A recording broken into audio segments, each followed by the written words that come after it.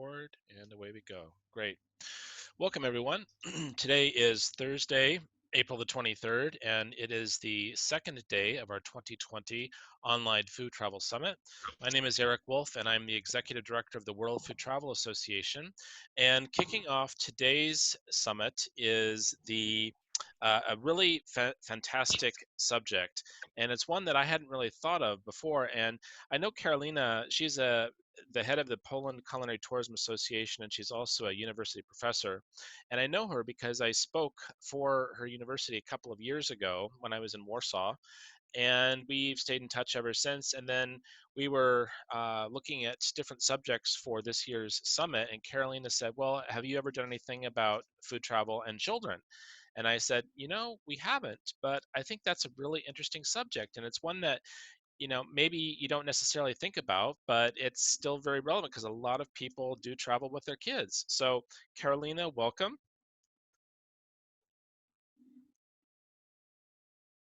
Karolina?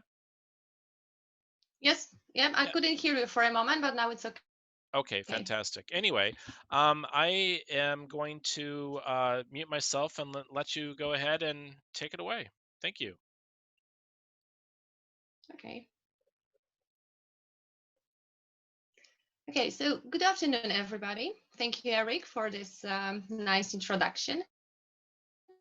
Yes, I'm going to talk today about food travel and kids, the topic which is nowadays very important, very interesting, and definitely absolutely neglected. I noticed the problem that not everybody's thinking about children in the context of food when they travel. When I became the president of Polish Association of Food Tourism some time ago, and then we decided to change a little bit the profile of our activity. So we decided to promote not only promote food tourism, but also to educate the society, educate adults, youngsters, and also children. And then we noticed that not everybody is doing that, not only in Poland but also all over the world. I also realized that that topic is very important in the moment when I became the mother 6 years ago. In the photograph, you can see my son, uh, who travels a lot with us and who is very keen on food when we are somewhere in the world. He loves not only trying new food, but also meeting new people, sitting at the table. And when I started observing him, I also started observing the other families and the other children in restaurants and while doing a lot of different kinds of activities. And then I realized that this is a big niche, not only in research, but also in food tourism offer. Because I'm also the university teacher, as Eric has told you, I decided to change my profile of research to move from researching food tourists, the adults, to researching little kids. So since 2017, this is my main topic of my research.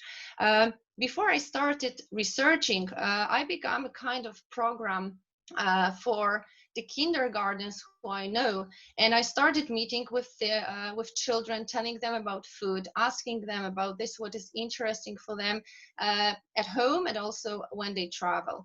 That activity made me to begin with bigger research, and now this research, which I started last year, is based on individual photo elicitation interviews with children in early childhood, from 5 to 6 years old, so mainly preschoolers from Poland. And after the interviews with children, I do the questionnaire survey with the parents. I also, the second part of my research, these are interviews with families who are on holiday, Christmas or summer holidays. And then my main question is food in the context of culture and in the context of the place where they are in that moment. So my main research group nowadays is that generation Alpha, so children born after 2000. 10. In Top Culinary Tourism Trends in 2020, Eric mentioned Generation Z, which was also researched.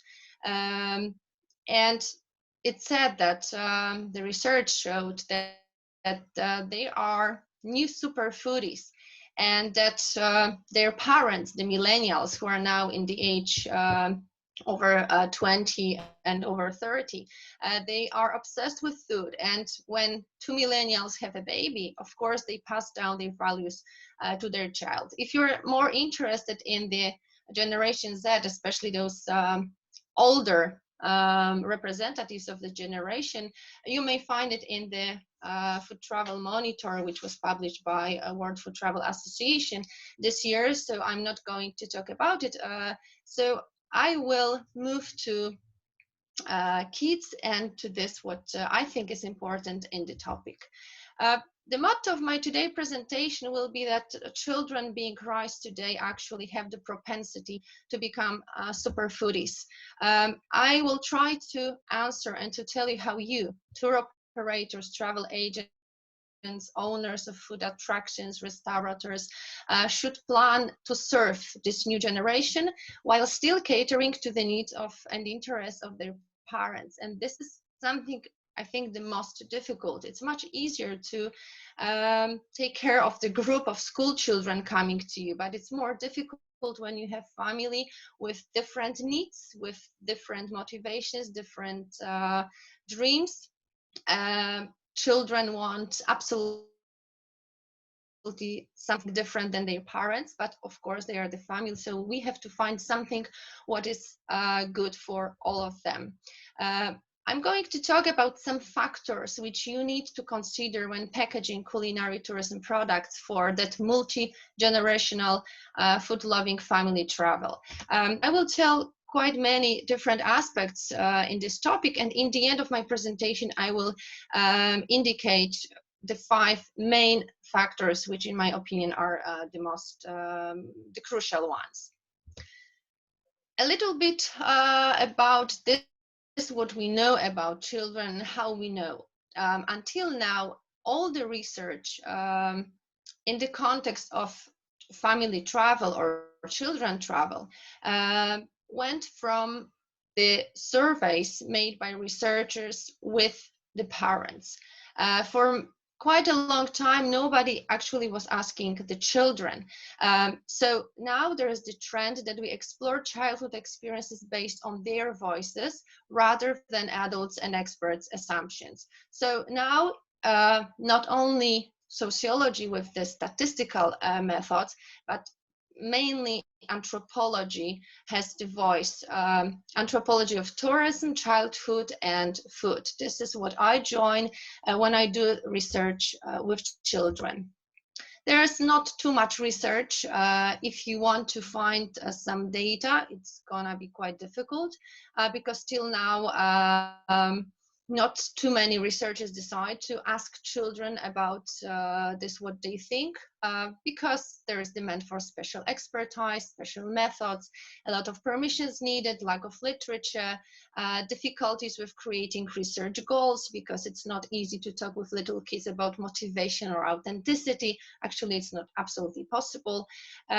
Children also are viewed as unsophisticated or incompetent research respondents, which is not true, but this is how many people think. And you need, of course, special language, special skills, etc.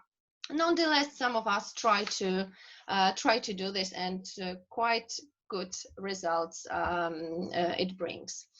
This is what we need to know when we want to prepare the offer for kids, is to find out as much about their food culture as we can. That culture is not homogeneous. It's filled with contradictions and tensions.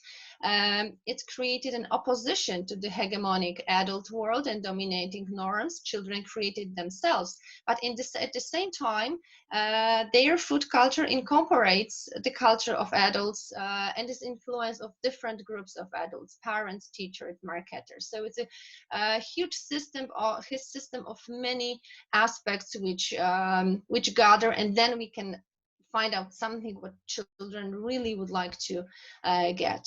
Of course, children, when they travel with their families, with their parents, they participate in the foodways of another in the same way as adults do. So they taste, they eat, they cook, they prepare food, they celebrate, they watch. Because the term foodways suggests that food is the network of activities and systems. So if you prepare the offer, you can also think about all those physical, social, cultural, economic, spiritual, and aesthetics systems in the context of a child, not only of a parent, not only of some adult. Let's look a little bit in some literature, because it will help you remember, understand what kind of client the child can be. In the context of foodways while traveling, the crux of otherness involves realms of experience: the exotic, the edible, and the palatable. The problem is that this, what is edible, exotic, and palatable for parents, is absolutely not exotic, edible, and palatable very often to their children. So we have at the beginning quite a big conflict of the worlds, and it's not easy to find the balance. So the question is why it's worth having children as clients, and why it's necessary to focus on them. Just two things from the marketing literature.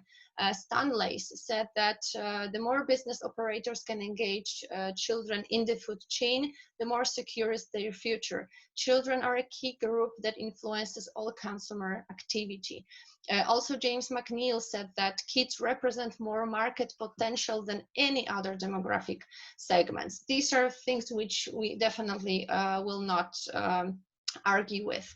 But from other point of view, I would also show you that it's not only the marketing, it's not only the money what we need to consider. Childhood food experiences may affect food preferences in their adult life. So they will become your clients in future. They will come back to you if now they will get good experiences. For families, the holiday experiences center on spending time with the family, doing fun activities that are different to normal and which create positive memories. Food activities is one of them. So if you create such a activity for the family, you will also be the part of their memory. So they will remember you, remember your offer, remember your place for a long time. Local food is a means employed by parents to educate their children in the ways of the holiday idyll, and that the symbolic function of local food plays a role in a socialization and upbringing. So again, you may become a part of these processes. Yesterday, we heard a great presentation about educational aspects of food tours, and this in the context of educating children is also very important. What else? The consumption of local food, especially for tourists traveling with children, indeed holds an element of cultural consumption. So this is what you can give them. You can create their food culture. This is what I mentioned at the beginning. This is what creates them as human beings for future. And the last literature slide. Families are increasingly seeking adventure travel experiences. There is a trend towards families looking to be active together and having more authentic experiences on holiday. So we may look for very active offer very active experiences, because this is what the families are really looking for. And again, the word authentic experience appears also in here. So how is food tourism market ready for children? Unfortunately, it's not ready at all. We've got some little offers, but we may not say that we've got tourism market ready for children, the food tourist market ready for them. Absolutely not. You may say that, of course, there are restaurants who are ready for kids. I think that we may start with restaurants, because there is no holiday without visiting restaurant and going there with kids. But not all the restaurants restaurants in the world, think about children. Not all of them have this what parents expect: the table mats, the crayons, the special chairs, some restaurant waiting games, special menus, etc., etc. We may find a lot of them in the United States, but not too many in Europe, and it's very rare, I think, to find in Asian restaurants. So usually the parents are those ones who have to think about this, what they can do with children. And from my observation and from some literature statements, we may find out that restaurants do this to help parents, to keep other guests calm in restaurants, to make themselves feel better. But children not always like it. When I talk with children, they say that they expect something absolutely different in restaurants, not only the crayons and the color books, but nobody actually asks them about this, what they really would like to find out in the restaurants. And what happens with restaurant business nowadays, we can observe it in the world also, that some restaurants absolutely ban children entering because of their bad behavior, because of the fact that parents cannot take care of them enough. So we may find restaurants which are absolutely closed for children, some which ban a special age, some which say that if children are unattended or not behave well, they will be given a shot of espresso and a free puppy. This is funny thing, this one, but in the other case, from the other side, is also very, very sad. There are some restaurants which are open only during daytime, and they close themselves in the evening, so they do not allow children to enter. So it's not that easy to travel with children when you have them and you go on holiday. So not everywhere in the world you will be nicely met, and not everybody will welcome you as you would expect. This is how the one of the aspects looks like. I was interested in this topic last year, because in Poland we had a situation when some restaurants got closed and banned children entering because of bad behavior of the whole family. So I did a kind of research. I read dozens of different international press articles in internet describing that phenomenon, and I analyzed over 500 comments of current and potential customers of those places, how they perceive the banning the restaurants for children.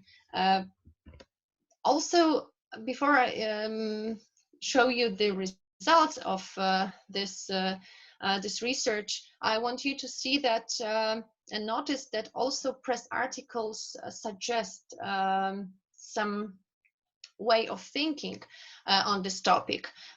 Some of them were writing about kicking off against noisy kids. The others were punishing their misbehaving parents. The others were not talking about this who is guilty, but telling that some responsible parents get punishment. So the society is divided in this, how we treat the situation of children and their parents in restaurants. When I counted this, what I found out in the press, in the comments, they are sometimes harsh, but there are also some people, I would say that the majority of them, who step up to encourage the restaurants to continue the policy of banning for young children, banning young children in restaurants. You can see two charts here. The first one shows that over 80% of the people are for those bans in certain restaurants. And some of them say that they can do this, but it would be good if it would be only in the evenings. The second chart with the question, what do you think about restaurants for adults only? Over 70% people say that it's a great idea. Many parents would like to rest in such a place without children, and also not only parents can go to those places. 20% said that discrimination of kids, but as you can see, not everybody really wants restaurants be open for families. So for some of us, the restaurant should be fully open for kids. For the others, open under some restrictions, the age restriction, time of the day, or some code of behavior, which is a kind of regulation how the family should behave. And also some people really want restaurants be banned for children. From our point of view, the people who have the offer want to have the offer for families, banning restaurants is not the good solution. So maybe if we cannot fully open the restaurant for kids, let's think about making some restrictions like time of the day or some code, creating some code of the behavior. I'm against the restriction of the age, because we may not say that the child who is 4 years old is worse than the child who's 6 or 10. So age is not that, I think, appropriate limit.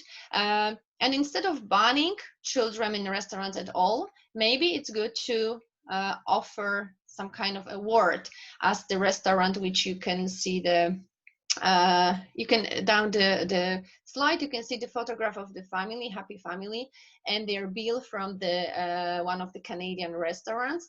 They received 5 you can see the discount for well-behaved kid. So instead of banning them, they got the award, and this is the kind of motivation for the families to really behave well in the restaurant and spend nice time there. The topic of closing restaurants for kids is quite difficult, and I think that each of you has your own opinion. But if you would like to serve the families, it's really important to think about this.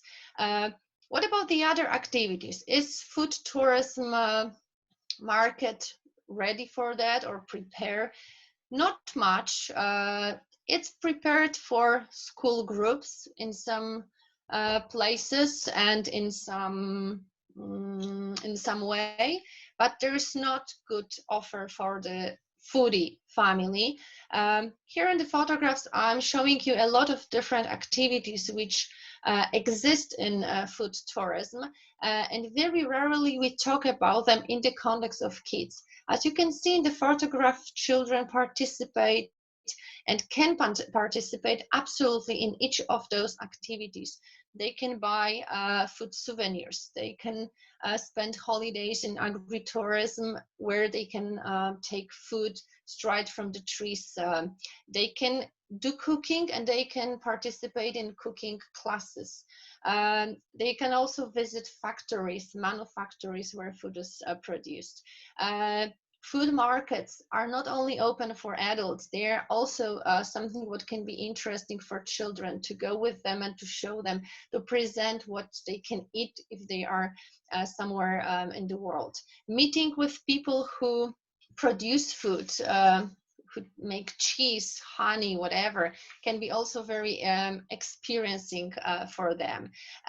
They can also help on the farm and learn how to work on the farm. It's something really educating and something really developing for them. And of course, visiting food museums with an offer especially dedicated to them. Also making preserves with their parents, picking up fruits, picking up vegetables, and prepare them while on holiday or straight after the holiday is also something where we can include children in. Of course, they can also participate in festival events, etc., etc.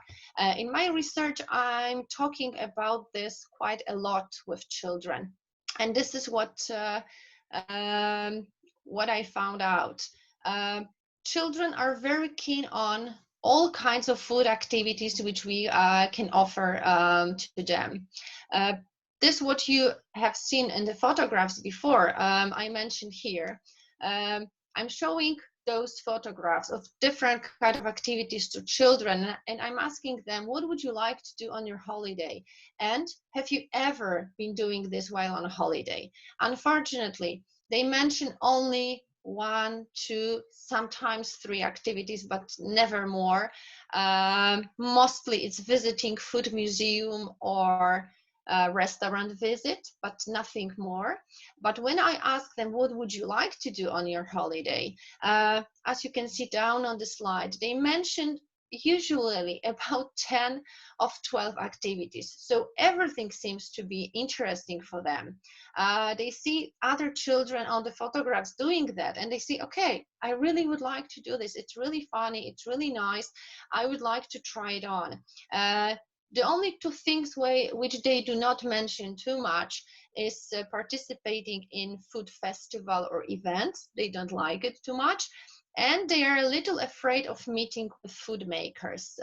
The other activities are absolutely interesting for them. But look what happens when I ask their parents the same. I ask them in the survey, how do you think what your child has indicated here? What kind of food activities would be interesting for them? Parents mention only 4 to 5 activities, not 10 as their parents. And when I ask them, what would you like to do with your family when you are on holiday together? What kind of food activities you would choose for your family? They mention 5 to 6, so only half of them. And it's not, I think it will not be strange for you. They absolutely indicate the same what they think their children indicated. So they have no idea, parents have no idea that the children are open for much more than they expect, that they could look for something what is really much more developed than this what we find normally in the offer. So let's summarize the top 5 factors, because my time is going to finish. The factors which you need to consider when packaging culinary tourism products for that multi-generational food-loving family travel. So millennials with their children from Generation Z and also Generation Alpha. The first factor is that you have to realize how much you know about children's needs, preferences, dreams. This what you know from their voices, not the adult voices. So if you want to prepare this kind of offer, you have to study literature, research data, and talk to children, just to find out if this what you have is something what they would really like. You have to realize whether children fit your company, your restaurant, your hotel, your tour agency profile. Whether you want to have the profile of child-friendly company or object, just specify it. If you don't feel that much, don't do this. The offer for family, the offer for kids will work out only if you're absolutely sure that this is the profile of your company which you want to have. The main one or one of some. But if you don't feel it, it will not be a good idea. Factor number 3, children are more open for different food activities than their parents, and that their parents think. So to make your product full of various offers for them. Don't be afraid of implementing different things, because children are really, really open to it, and they like things which you absolutely do not expect they would. As you could see, parents even have no idea about that. What else? You have to consider whether your offer is exotic, edible, and palatable, both for children and their parents. Make sure it is. It's not easy, but it's possible to find things which will be the same, exotic, edible, and palatable for parents. So let's stop with kids menus in restaurants as we are used to it now with French fries, nuggets, and the other things.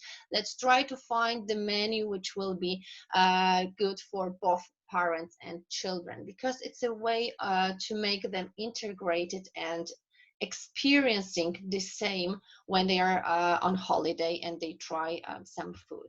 And the last thing, which in my opinion is important.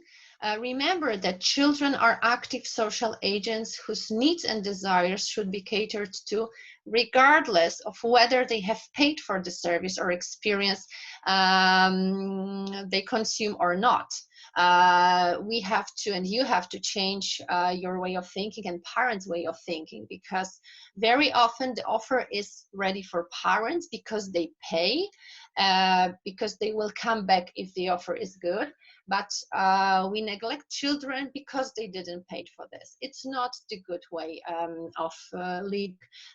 Children who come with their parents are of the same equality, are the same kind of client. So we have to think about him, because he is the one who would come in future on their own, or maybe in a long distance time distance with their kids. Thank you very much. That's all what I wanted to present. So now I'm open for your questions. Karolina, thanks very much. That was really interesting.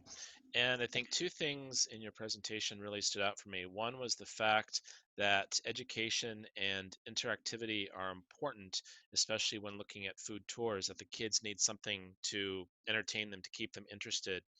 And then I think another thing that really struck me was we're not just talking about food tours and kids, we're talking about food travel and kids, because people are traveling with their kids regardless of whether they're going on a food vacation or on a food tour. You know, the family goes on holiday and then they decide what to do.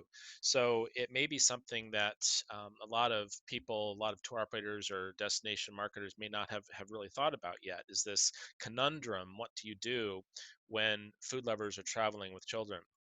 Now, we've had quite a few fantastic questions posed here. And the first question was, what was the median age of the children you interviewed? And is there a sweet spot to capture their interest? I suppose, I don't know what, Rebecca, if you could clarify what you mean by sweet spot. Do you mean age or topic there? Anyway, Carolina, was there a median age? Um, I talk with children in the age of 5 to 6 years old.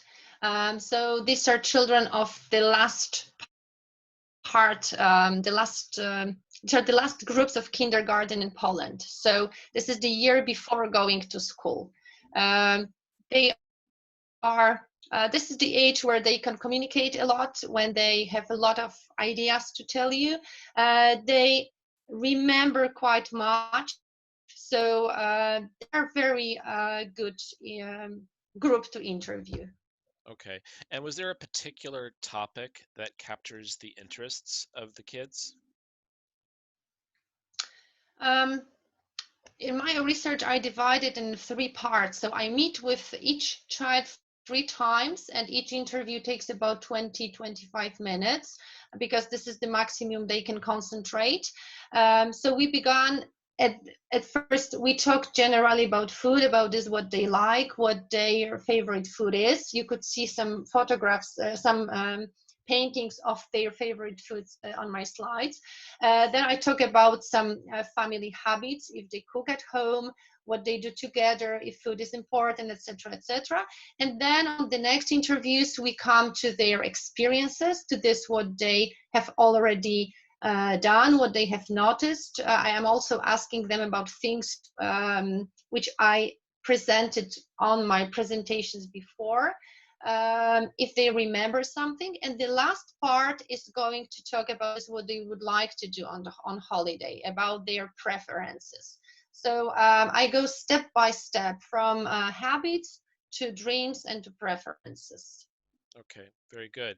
Now, are you familiar with, or do you know of any food tours that are oriented specifically for children? Actually not. Wherever I am in the world, I'm trying to find it. And there are only a few, but they're not that much concentrated on families. I found a lot of attractions, but there are single attractions, like one restaurant ready for kids, one museum ready for kids, but there are no tours especially dedicated for families. Mm, There are some offers for school groups, but I would not call it food tourism. It's just cultural tourism with some aspects of food. yeah. So the market is absolutely not prepared yet. I've heard of cooking classes for kids, but not in the tourism context. So, okay, how do you Yes. suggest communicating food and drink travel offerings so that the tour basically or the activity to children? But with drinks, No, I don't understand. how do you recommend that someone promotes food and drink tours to children?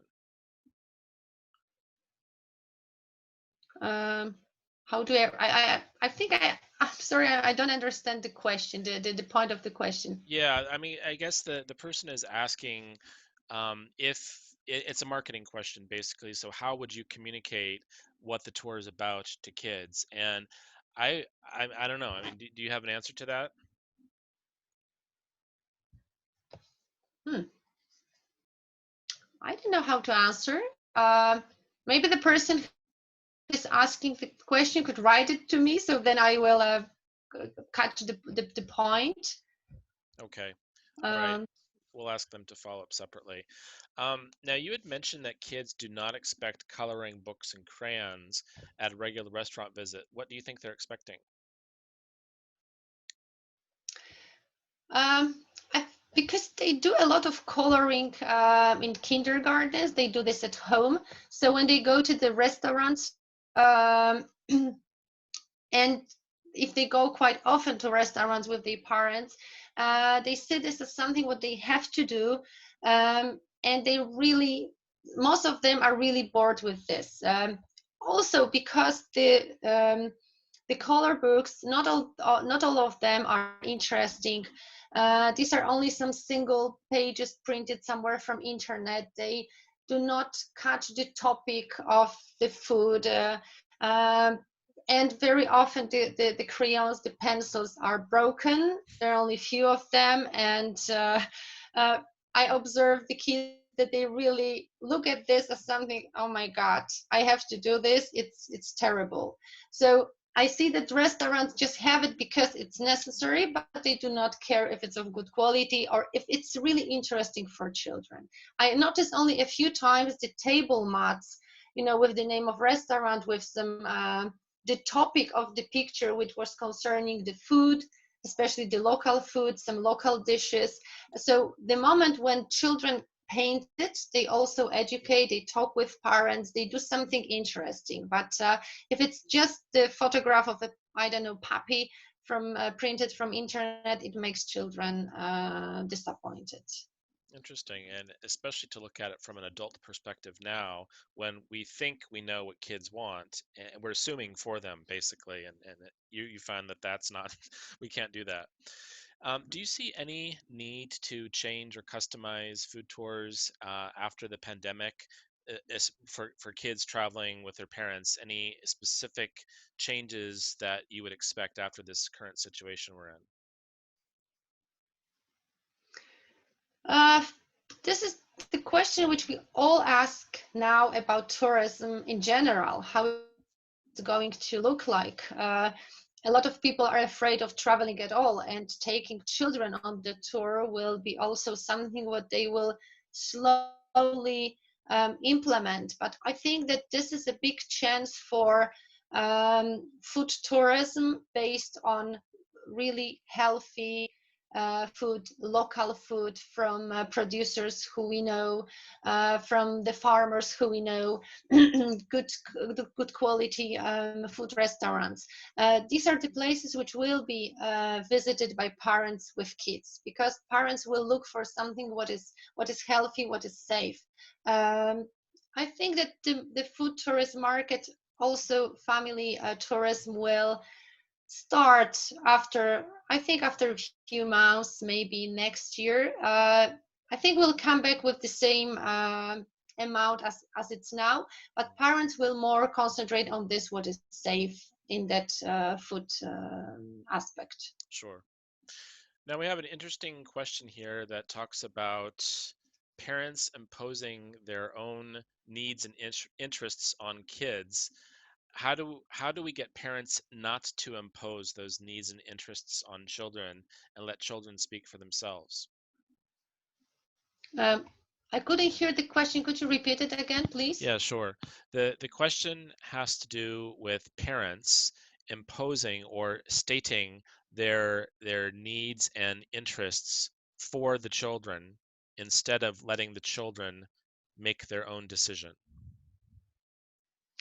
Um, Maybe it's not the point in decision. It's more the point in talking with children before, because very often is that parents decide that we are going there, we're going to do this, and this is what they make children do. And then there's sometimes situation that children don't want to, they don't want to eat it, they don't want to do some kind of activity.